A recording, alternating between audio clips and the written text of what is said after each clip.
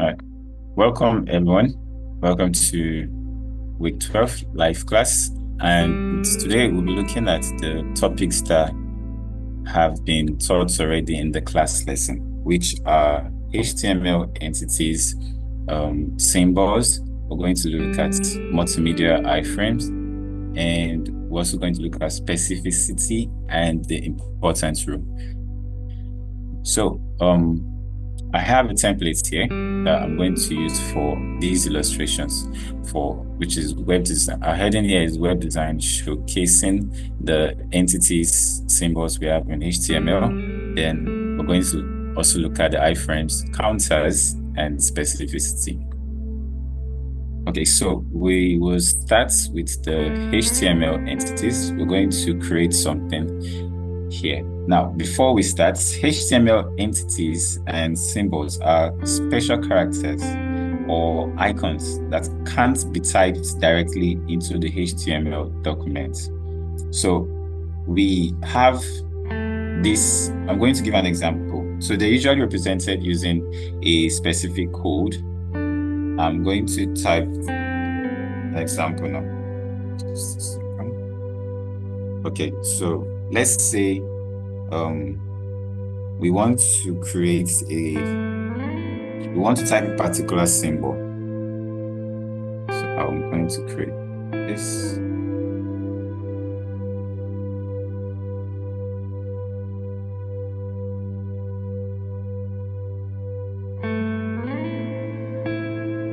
So we've seen a little about these symbols. So this arrow symbol basically don't exist on our keyboards. So we don't have a key that imputes this type of symbols.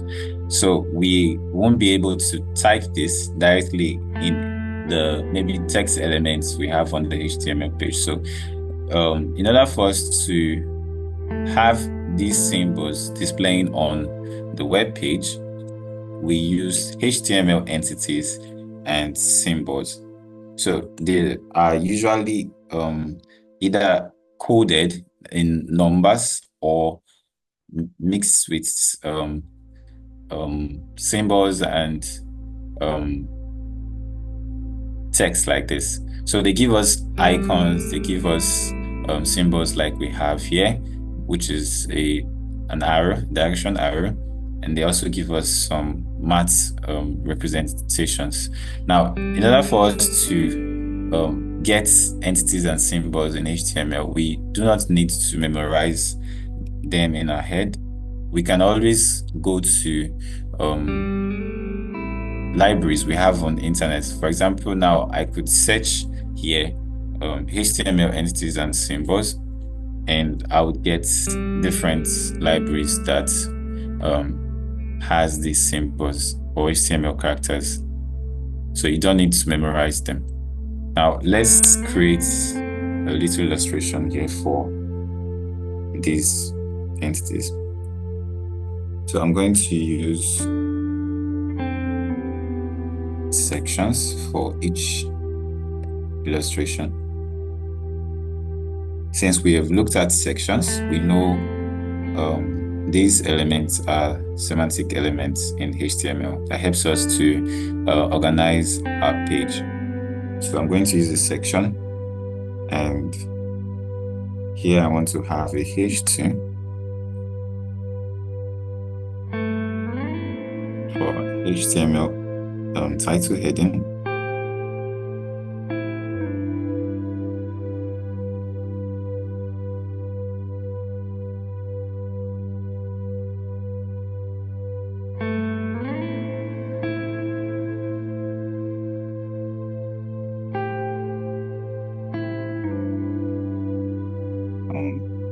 Let's have a paragraph here.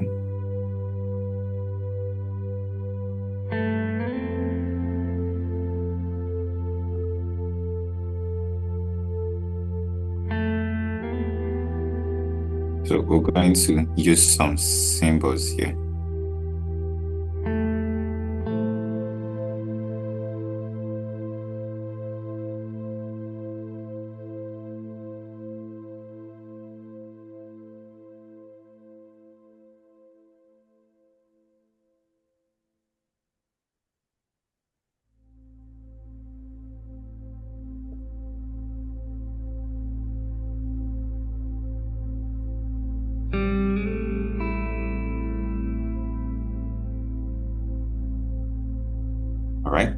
So let's use some of these symbols.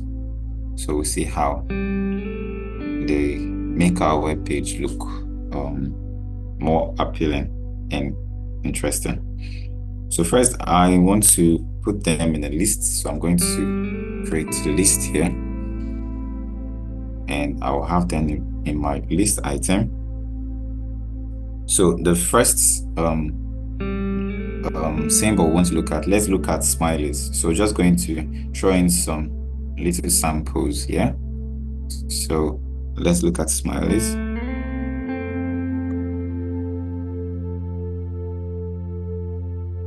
And I have jotted down some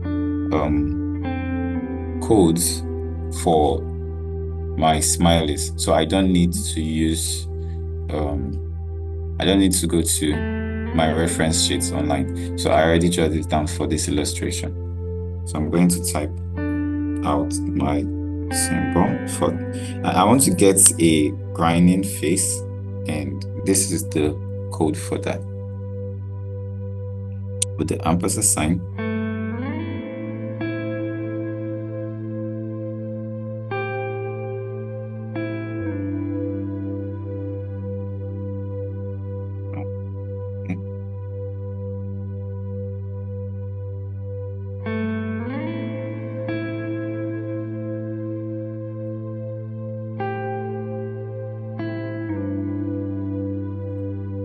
So I'll just put a label here so we know what we have.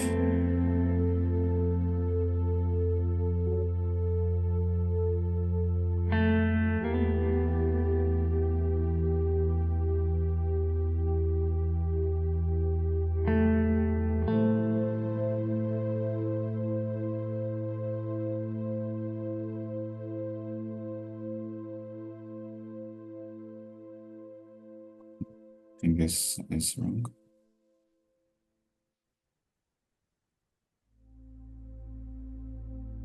So this will give us a grinding face.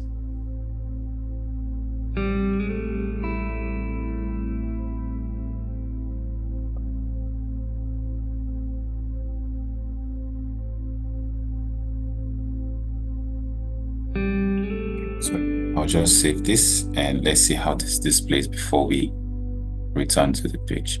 So we have our title and the paragraph and also the smiley for grinding face.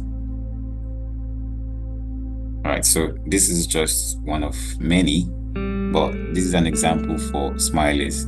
So we see that it's possible to have these symbols or icons or displays in our HTML. So let's have another example. And this will be for arrows.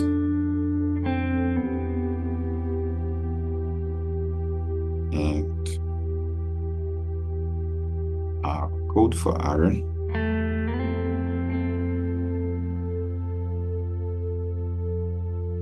And I think we can still add one more here. Let's add one more here just for more sample.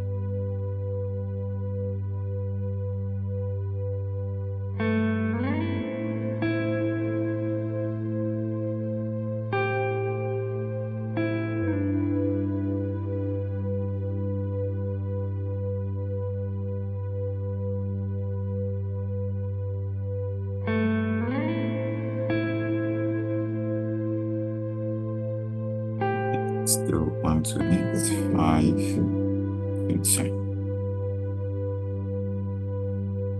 And always close with a semicolon. And this should be a smiling face.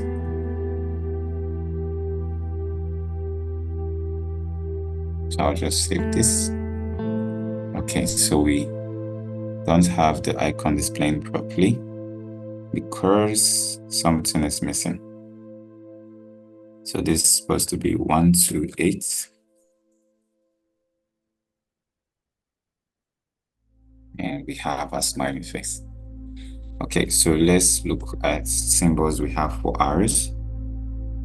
and the R code will be the same, and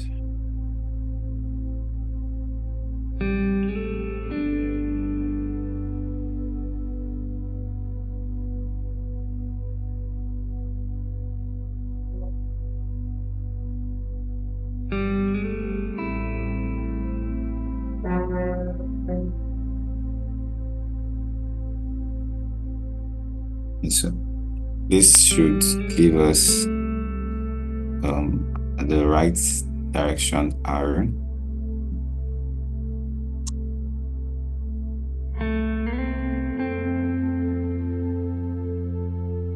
And let's add another symbol.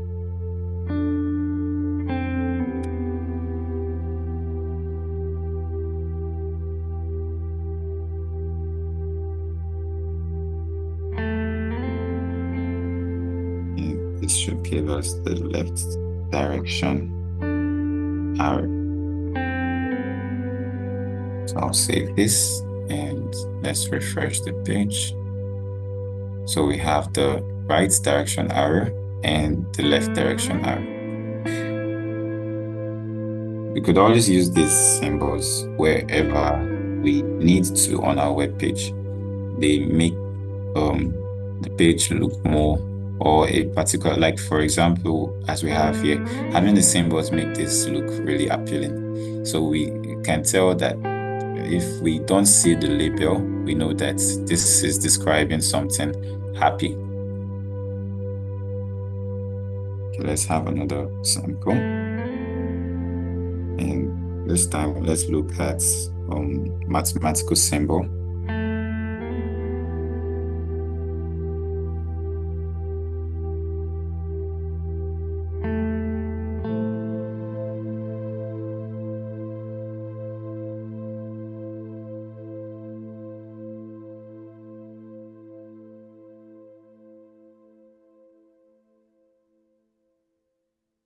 And for mathematical symbols, we can always use this wherever let's say we were designing a page with some mathematical or arithmetic illustrations, and we need to use these symbols that we don't have on our keyboard. So for example, we have the in JavaScript, we look at it as, okay, so I'm going to type it out first so it makes more sense.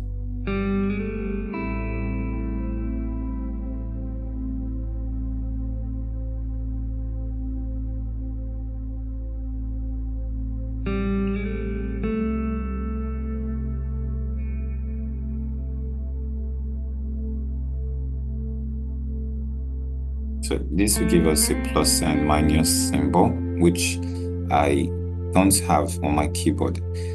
So I can't even add it as a label here. So this is why we need these symbols on our HTML pages. So I'm just going to maybe add this here.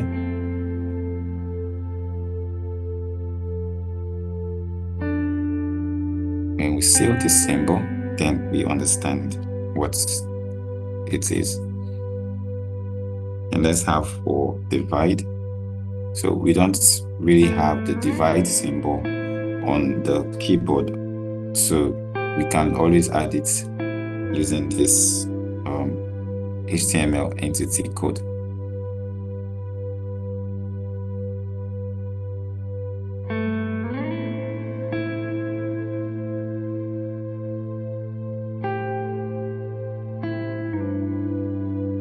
So I'll save this and let's see if we have that. Okay, so I think it's best if I remove the label. So we have just one of it.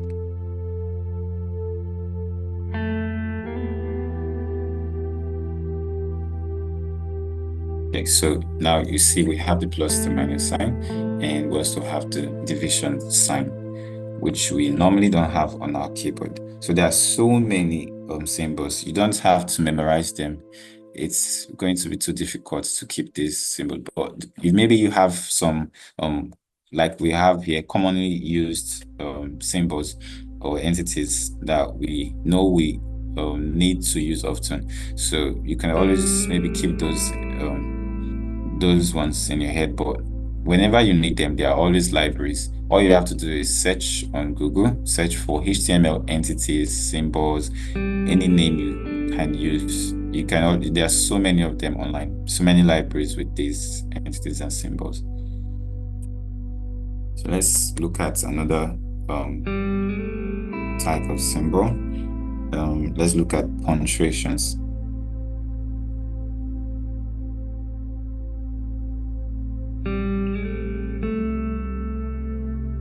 So let's say we are writing a research blog or something, and you know how these punctuations are very vital to when you're writing content such as researches or just blogs that are very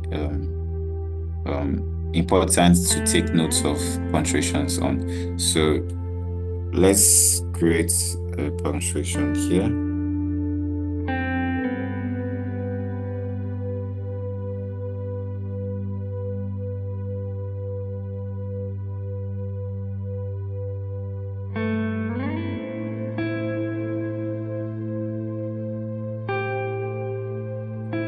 And this will give us left double quote, which we normally don't have on the keyboard as well. On the keyboard, we have a double quote, but not the left double quote.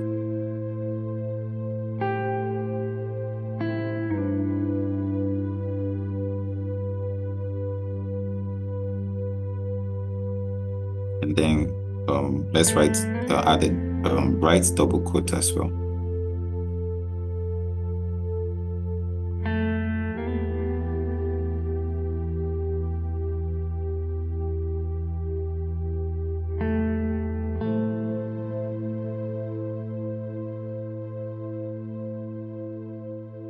So I don't have these symbols in my head.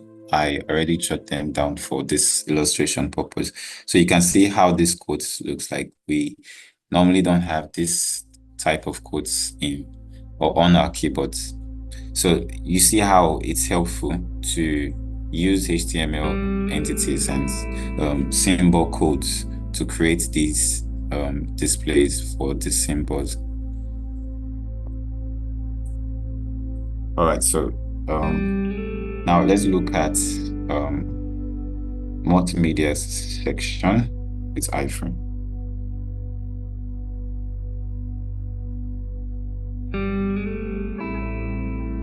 Now, there's something else I need to add to this section because we want to have counters. So we look at counters as well. So we're going to create a page that has all these topics. So let's create a class here called counter.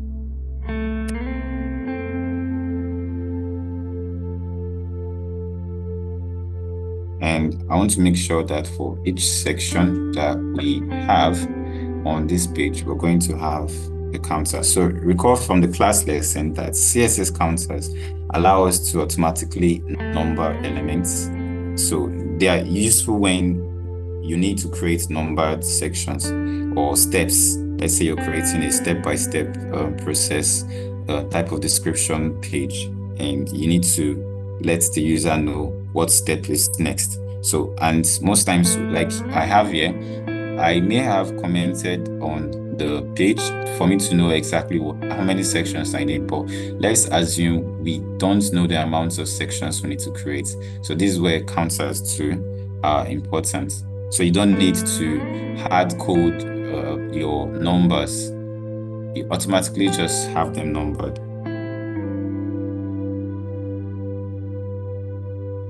So we're going to create a counter for this. So let's go to the CSS. First, we want to, before we create a counter, let's have a general style for our page so it looks more realistic. Okay, so I'm going to do a general style. for the whole page. And here I just want to reset the margin. I want all default margin and padding to reset to 0. So all elements with any spaces or any default space would not apply to this page. So we can custom set our spaces, and we're going to use the box sizing. So we've seen all these properties before, and I'm going to set this as border box. This makes sure that my layout is well calculated and my designs are consistent on all elements. That's the spaces, the padding, and the margin. Okay, so one more thing. Let's add the style to the body. So because we want to have a counter on this page, I am going to add the counter to the body elements. So if you recall from the class lesson, we see that in order for us to count elements, we usually set the reset counter, or we reset the counter on the element before the counted elements. So for example, here we want to count these sections. So I'm going to place the counter on an element before the sections that I want to count. So that's why I'm going to start with the body elements. First, let's add the fonts.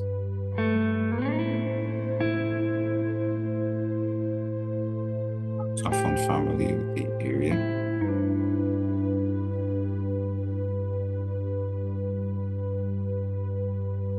Sorry.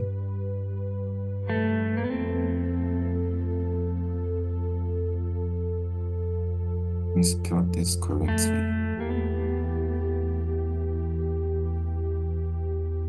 And just in case it doesn't work, let's go back to sans serif, which is the default.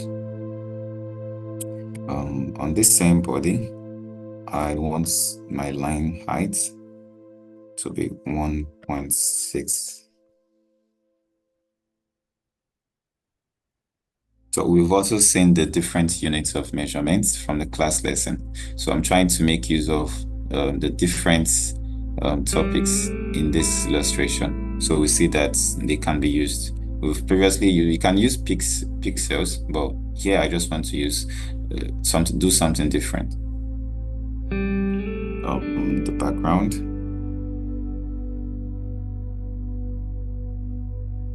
Let's have it as a text mark.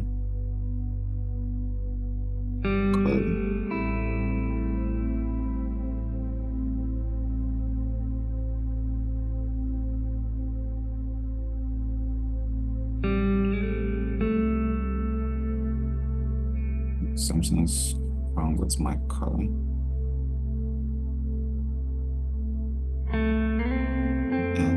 Okay, I think this should be 0. Okay.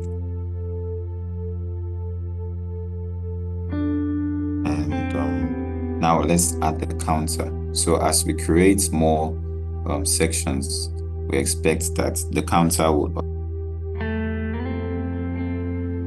So I want to name my counter section.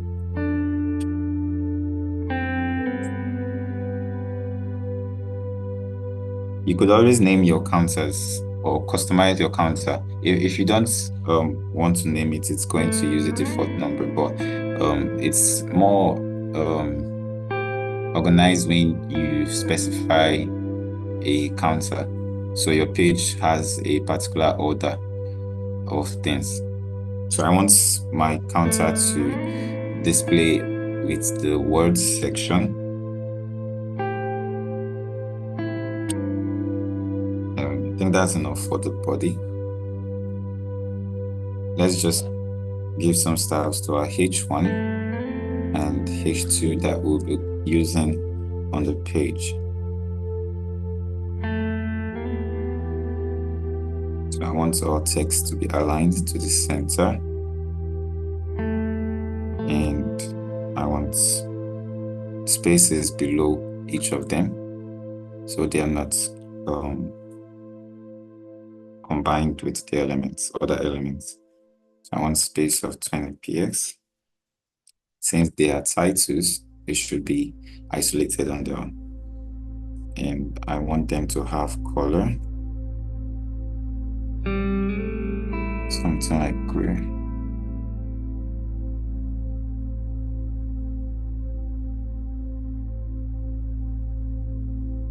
Now let's start counting. So we can either use a section, or we can use maybe the H2s that we'll be using for this page. So here we have a H2. So let's count the H2s instead of the section. So I want to count all H2s that I'll be using on this page. So our first H2 here is for the HTML entities and symbol. So I'm going to save this first. Let's see how we've designed our page so far. So you see the difference because we reset the margins and paddings to 0 of the entire page. So you see that there's no default spaces around the elements. And also the H2 and H1 will be aligned to the center, and the space we have around them for margin bottom. Okay. And then the line height, which we specified here, gives us the 1.6 units of space between the text. Now we reset our counter to be named section, and now I want to count all H2s that I'll be having on this page for each section. So I'm going to create a counter for my H2. So I'm going to say the H2, and we use our pseudo selector, and I want it to come before each H2 to highlight as a counter.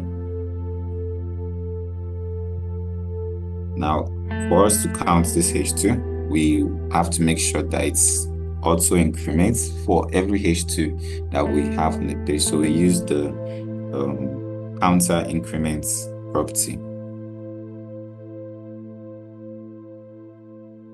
And in the property, in the value we have here is usually the name of the counter that we've customized or the reset to.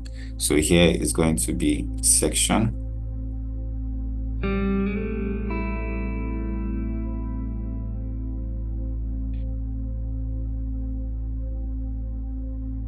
So we're trying to tell the browser to count every element of H2 in the body element or below the body element, and to have a custom counter called section. So it's going to count to the number, but include the customized label we have for that counter. So we usually use content. So we've seen how to use this pseudo selector. Whenever we have the pseudo selector before or after, we usually modify these elements by adding something using the content property in CSS. So here I want to specify the contents that will be displayed before the H2. So the contents, like I've mentioned before, is section, or that I've given section, and this should be in a pair of quotes. So we're telling that we want it to display section and then the number.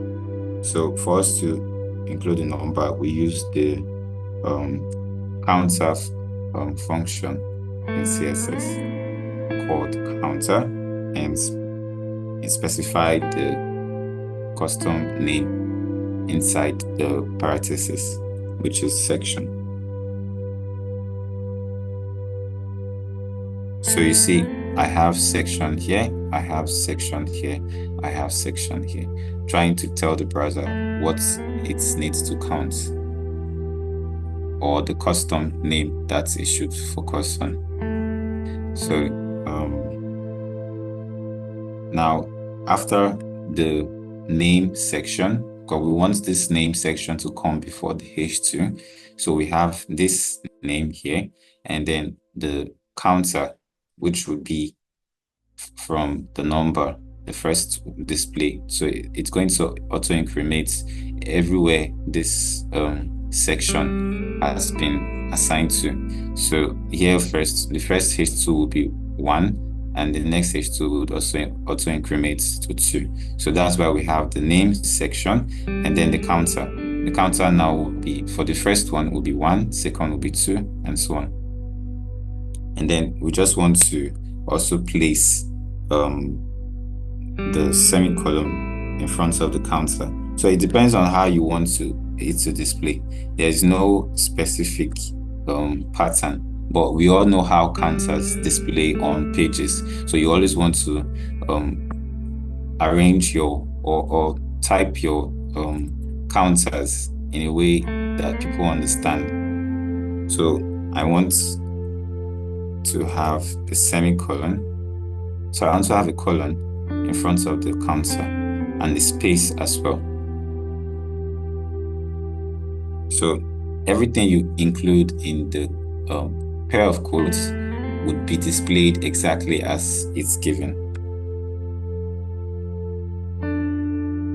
And I also want to add some design to the counter. I want the color of the text that will be, and I want the color to, I'm going to use as a text to make color.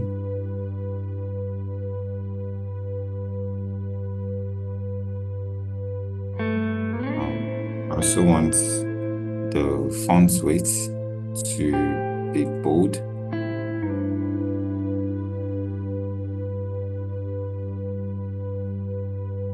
So let me save this so we see what we've done so far.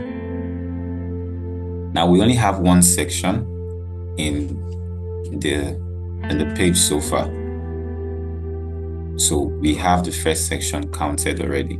Now I'll go through it again. So when we use the counter, we always want to take note that where the elements we include, we specify that we want to start counting. That's the body elements here. Now, I could also use another element before my H2. But the thing is, I would be having all this H2 inside the body elements.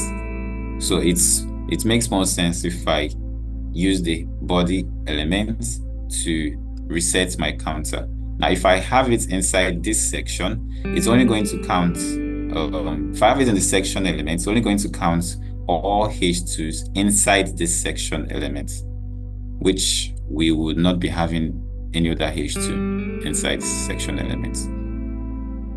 And we're going to have another section, and so it's going to just keep counting H2s inside each sections. But in this case, we want to count all H2 on the page, so we use the body elements to reset our counter and specify the name for our counter.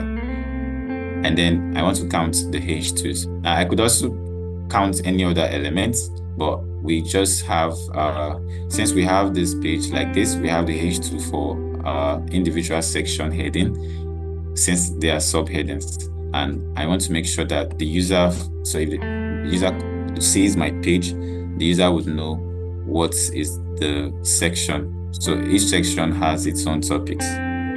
So we're just trying to make sense with all the lessons that we've learned. All right. So that's for H2. So if there's any question or confusion, please feel free to ask as we proceed. All right. Now we want to look at our section styles, or we could, okay, so let's just set section styles before we go on the pages, so the page looks more interesting as we go. So for all sections, since we're going to be having counters in each section, we want each section to have unique designs. Let's have a background color. Something close to white or white. Yeah, this is a version of white, and I want border radius of 10 px. So remember, the border radius is the curve around the border.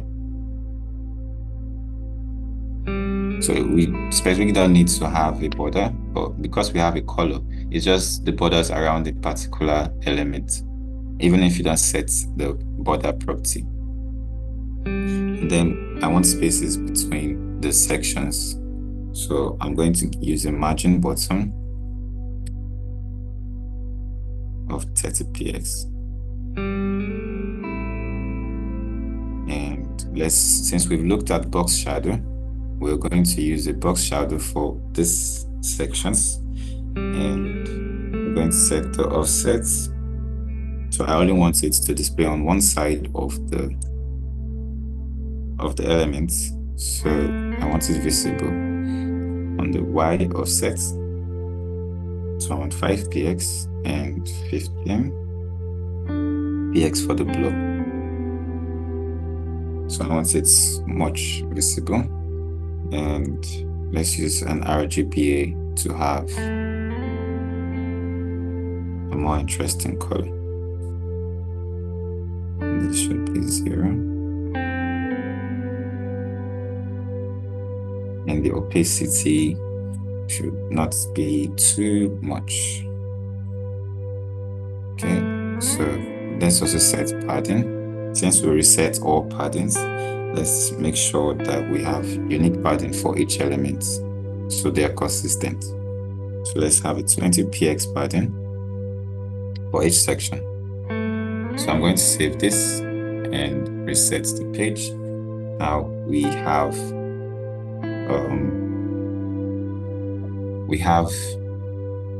the background displaying as white, and we have the border radius. So I'm going to also make sure that there are spaces so we see the border radius, and then the box shadow of a little dark transparent color, and also the padding of 20 px around the contents in this section.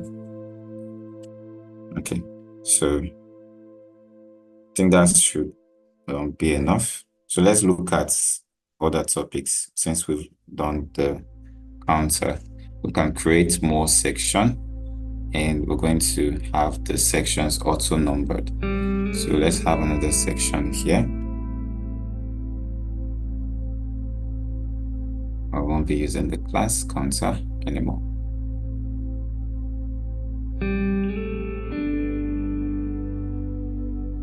Okay, so here we want to look at multimedia section with iframes. And what's iframes? So iframes allow you to embed external content like videos, maps, or even other websites directly into the web page. So it's just like a peek view of content from other pages or other websites. So let's create an iframe here for us to see how the iframe works.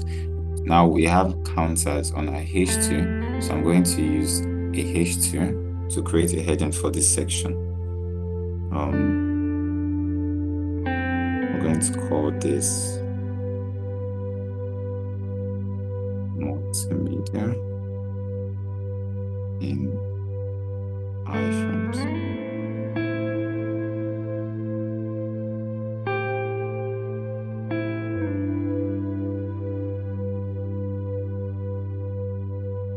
What we're doing is we're embedding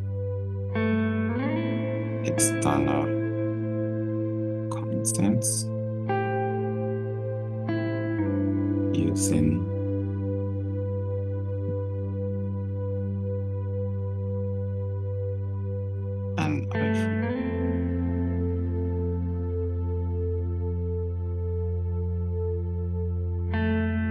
Okay, so how do we add iframes?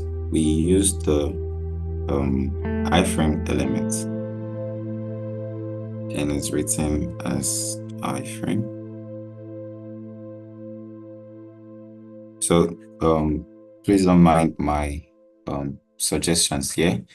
We use the iframe elements, and in the open tag of the iframe here, as you can see, we can specify the source of the content we want to display, and then we can also set the width and the height. So here I want to use the school website for our illustration.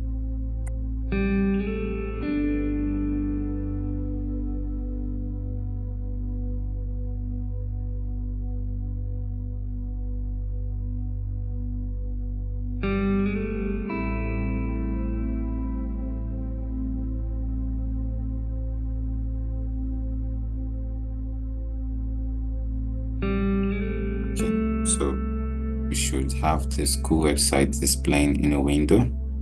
And here the width, let's use 400 by 300. So it's just a proper square shape or rectangle shape.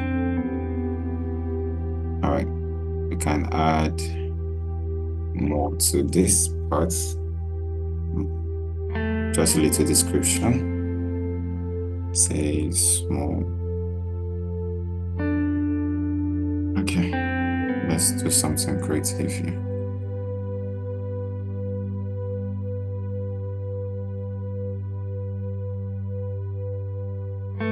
You know those little description you have attached to content.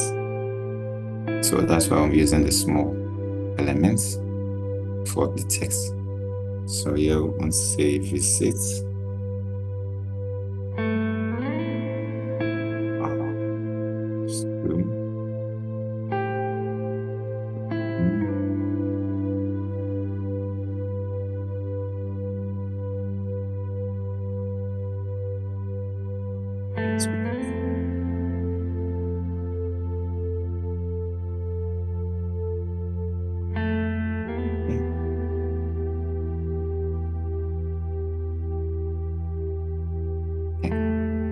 Save this and let's see what we have. All right, so we have the section auto numbered, that is the H2, and we also have the iframe displaying as we've set it to.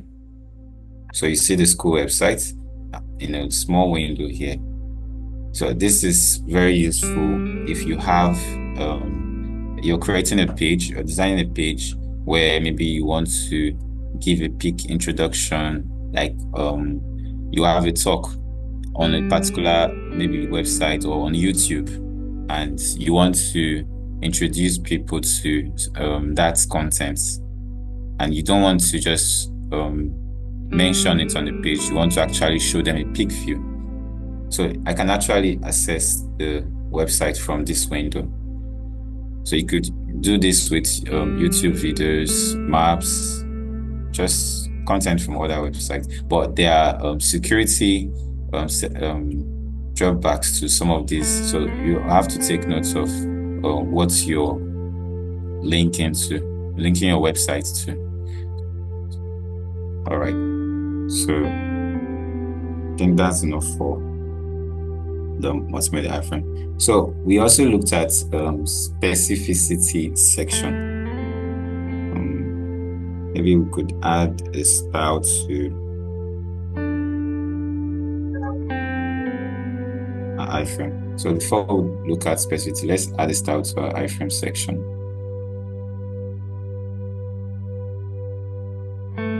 And what we're going to do here, let's change the display to block.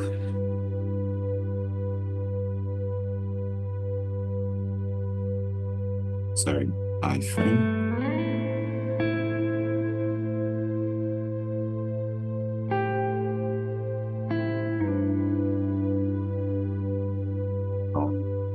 Let's give it a margin.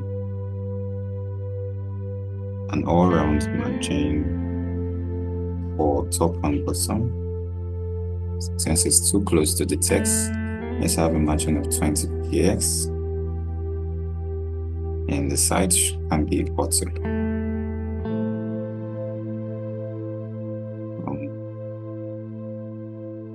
Let's give it a border. 3 px, solid border. It's something like ash color.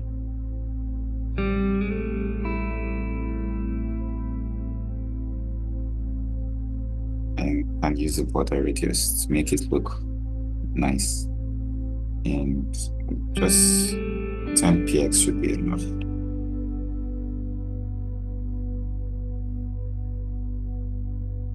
I'll save this. Let's see what we have. So it's displayed properly on the section.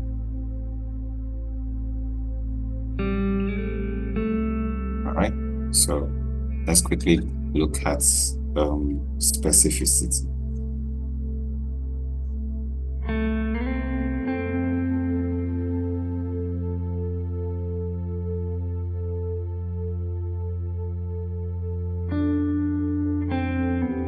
So CSS specificity,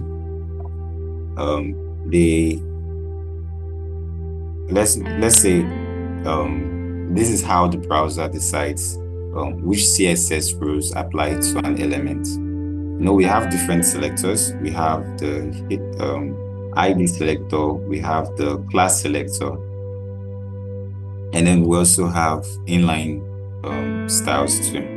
So the different levels of specificity varies according to the selector.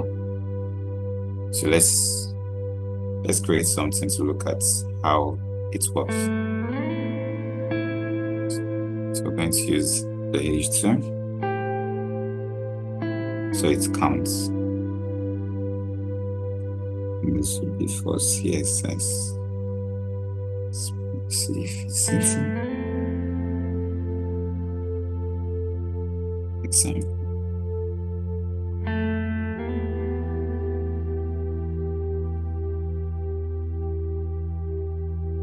And here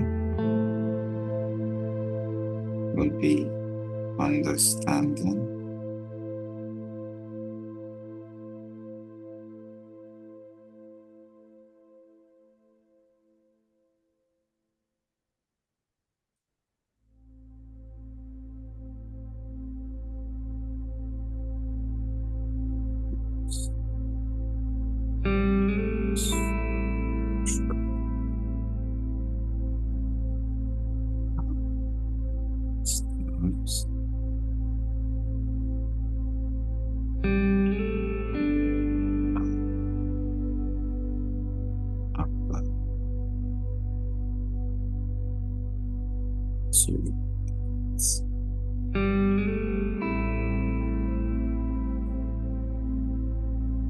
Okay, so we're going to create a div here that we're going to specify our selectors. So we're going to have a class. I'm going to have two classes here, so I can style this separately. And I'm also going to have the one for illustration. I'll call this important class, because we're also going to look at the important row. So we can specify which one should display, overriding the specificity function.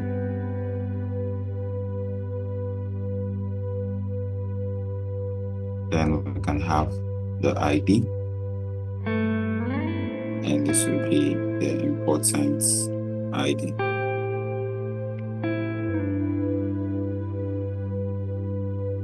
Okay, let's just have simple text here, so we can use to illustrate this. And this text is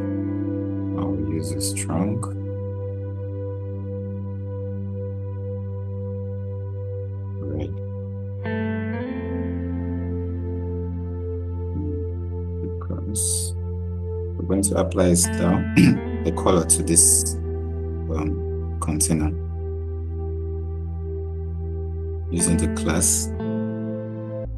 So these are just text formatting elements, nothing too complex here.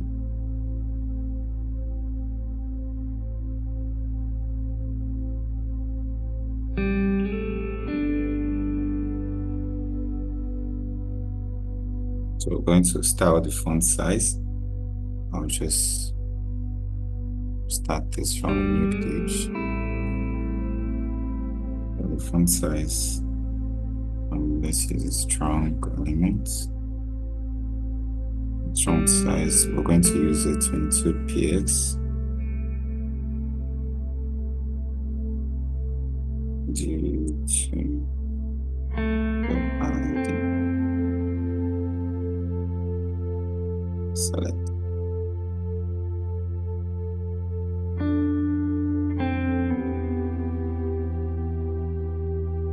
Okay, so I think this should do. I'm going to save this. So we have section 3 and we have the text, but we've not applied the style. We've not used the selectors to apply the style yet. So let's just create a footer to complete this page before we go to see how the rule works. I'm going to use a footer.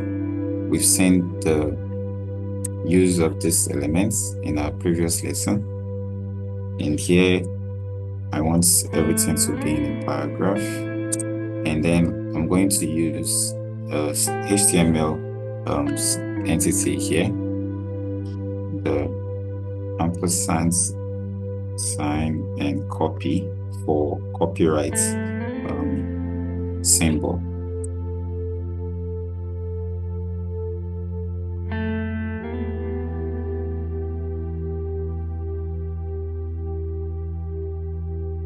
Yes.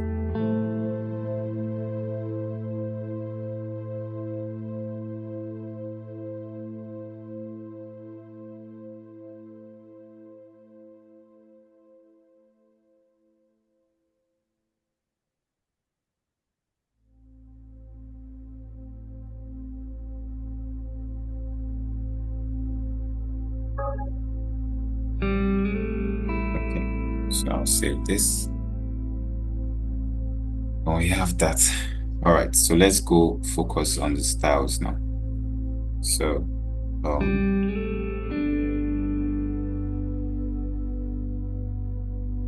specificity. We want to look at the different importance for the different selectors. So first, let's create. So if we use an inline selector here, it's going to override anything we have on the important class and the important ID. But let's create the classes and ID first. So we're going to have the important class, and we use the dots to specify the class and the name of the class. So we just want the color first to have a blue color.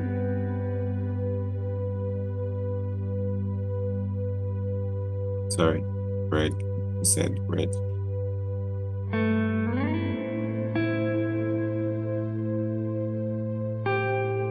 And then let's just add font size for formality, just so we see how it overrides by the ID. So 28 pixel should be the font size. So now what we have here is the styles from the important class. That's the class selector. We have the color red and we have font size as 28. Now let's look at the ID. So when we have the ID, which is important ID, and we add a color proxy to change, let's say we use the blue. And then we change the font size to 22px. So because the ID selector has more importance over the class selector, the style we've specified for this same container using the class selector would be override by the styles we specified in the ID selector. So if I refresh the page now, we have the styles from the ID selector.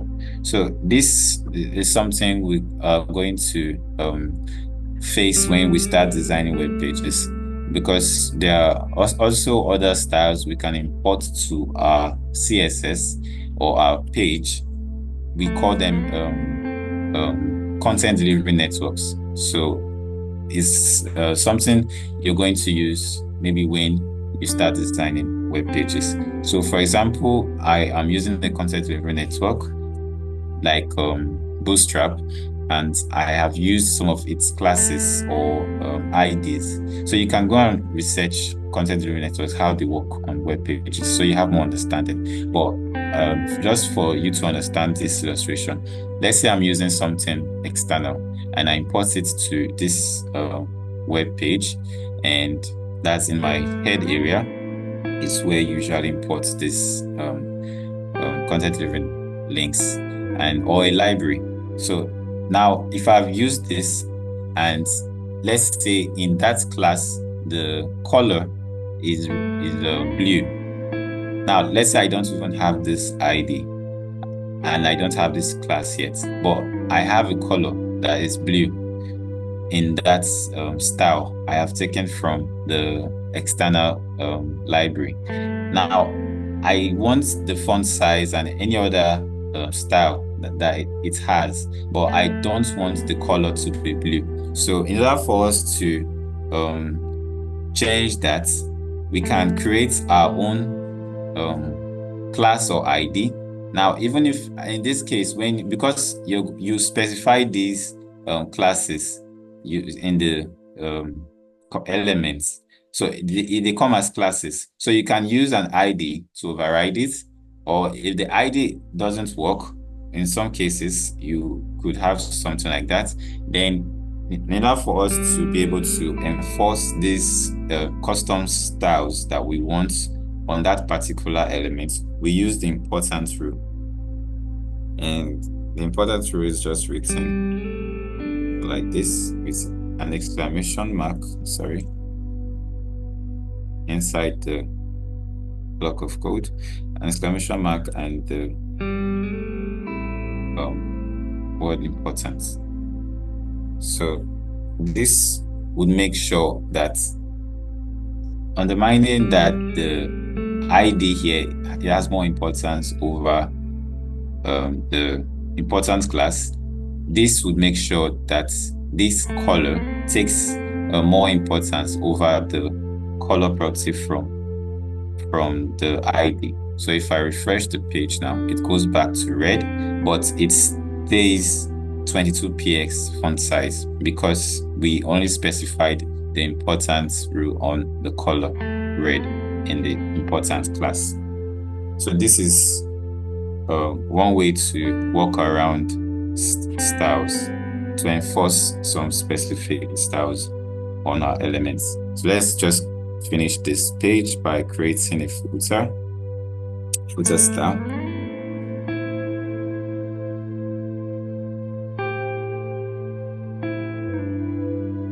Just going to align all the text to the center.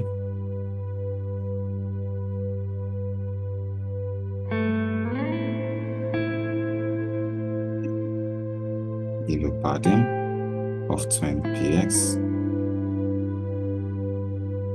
And the background.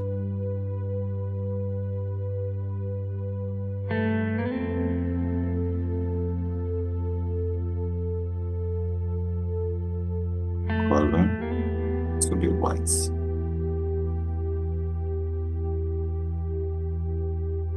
For the PS. 30px. Sorry.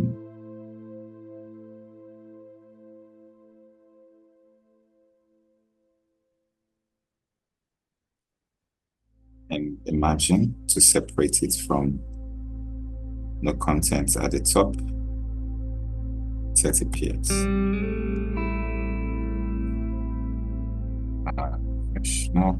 Now we have a well-designed footer. Okay, so we've seen the different, how to use the different topics on our webpage. Now, if you have any question, please, this will be a perfect time to ask so we clear up any confusions.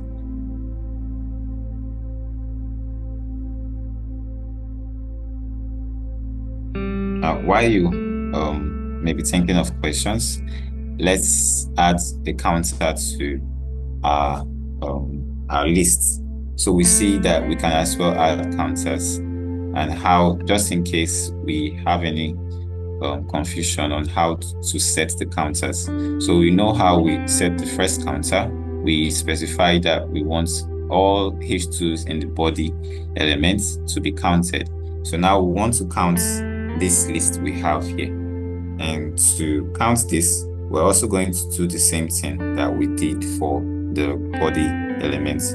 We are going to count the list itself. But we're not going to do that using the counter reset. We want to do a custom counting where we don't specify the number. We're just going to use a symbol. So in CSS, we can't use this. So I'm just going to type this so we see how it makes sense, if it makes any sense to us. I want to add content imitating a counter in front of the list. So I'm specifying the elements that I want. I want the list item inside the ordered list to have a specific custom counter. So we add this using the pseudo selector. Sorry, this should come before. Okay. So what I want to display before each list here. First, I want to remove the marker to change the list type to none, so I can add what I want to it. And we use the content just like we did for the counter. And here, what I just want to add is this symbol. So I'm going to copy this. And I'll put this here. So this is just going to be like a custom bullet for this. So I can set as well, change the color. This is hexadeximal color. Still going to be green, but just specific.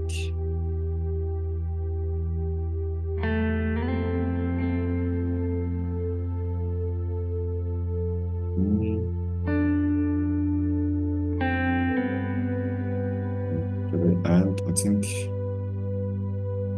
this should be okay. Let's make it bold. So the font size, sorry, the font weight. Right. So we're also going to style this list properly as well.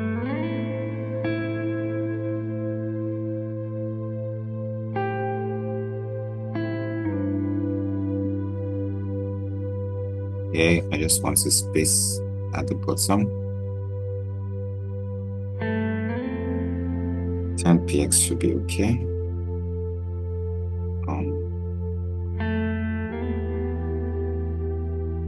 font size so it matches the icon we're adding as the marker.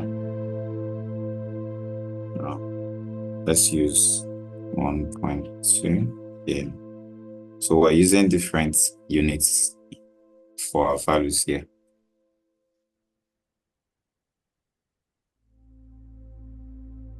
All right, so something isn't working. Let's see where the problem is coming from.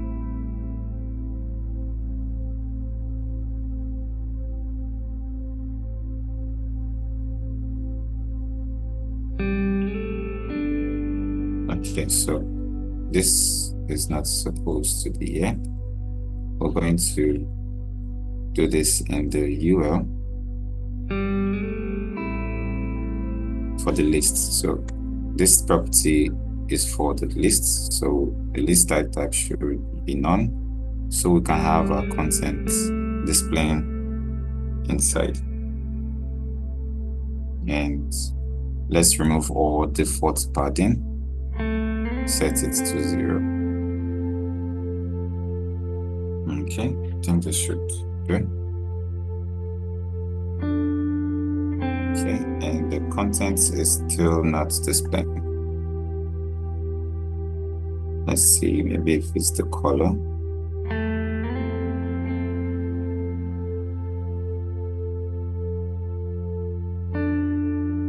Oh, okay, it's not the color. Forgot to put a place and color. All right, so now we have it displaying. So we see this is not exactly a counter, but it's a custom counter. So we can as well use a counter function, but there isn't any need to do that since it's not going to auto-increment. It's still going to remain the same. So it's just like the way, instead of using images for our markers, we can just maybe get simple icons like this and have it displayed before our list. So we're going to end the class here, and since there are no questions, I want to believe that we have basic understanding of this. So with more practice, we are going to get it, stick to our understanding. All right, so I wish you all success in your assignments and have a lovely weekend ahead.